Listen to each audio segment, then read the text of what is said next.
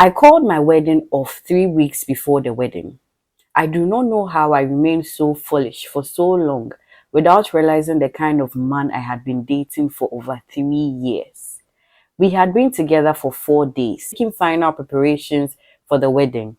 His friend came to the apartment and we were having a conversation about Herbert Wigway's kids, their grandfather, and the cousin who took them to court over their father's property. His friend went on to say, thank God their father willed everything to them before death. Otherwise, the family would have taken everything away from them. And if the wife didn't die with him, they would have accused her of being responsible, made her life miserable. My ex said that the man is foolish for bequeathing his property to his children, while he still has his father, brothers, and even other relatives. He added that some men even go so far as writing their wives' names on their properties, and mentioned that his father's brother did same, and that's why his father and the other siblings couldn't get the property away from her and the children. How did I miss this part for over 3 years? What was I discussing with him that I didn't see this part? His friend asked if he was serious and he said only Mumu men add their wife's name to their property. Then I asked, do you expect your wife to build and support you? He replied that his wife has to build and support him and that Nigerian women are too greedy. Why will she ask her husband to include her name if she has no motive? How can I be greedy over the property I built with my husband?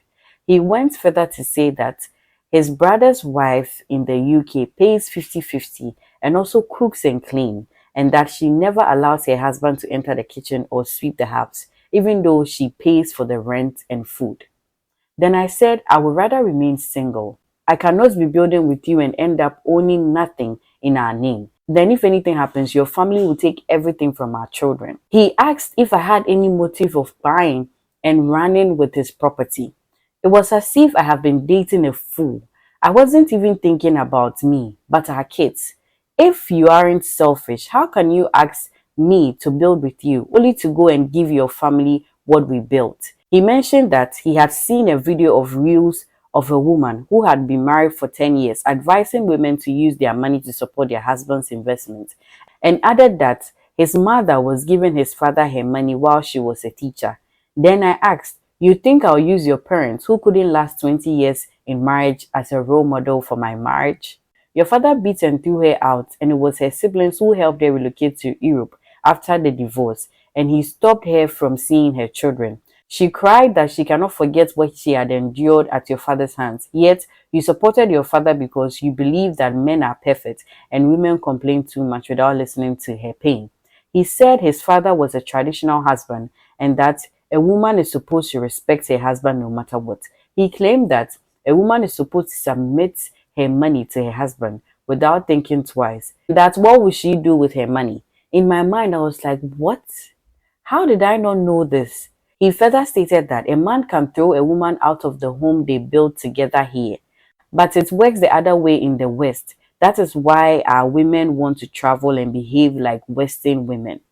His friend asked, you want her to pay bills like Western woman, but not to share property like a Western man? Refused to answer. Then I spoke about a woman's duties, including pregnancy, and he said, what is pregnancy? Is she the first to give birth? He added that some ladies even become lazy during pregnancy and after giving birth, expecting their husbands to cook for them. His friend and I couldn't say anything. I simply told him, guy, you better change your orientation before marriage, or else your wife will suffer. Then he asked, what do you mean by his wife? As if you are not the one. I was down for good. I was busy eating and having sex instead of having serious conversations with him about life. I didn't know he has this mentality because this is the first time I'm spending up to 4 days with him, and it was in a shortlet apartment. I am happy that I escaped this. I thank God for my life. My next relationship was different. I made sure I asked the right questions and I cohabited with him for a while. We are looking forward to getting married in December this year, and I'm excited about it. You cannot know everything about a person, but make sure you know their mindset, their perception to life, and their thoughts on situations and how they think. Ask the right questions and know so much about the person you are choosing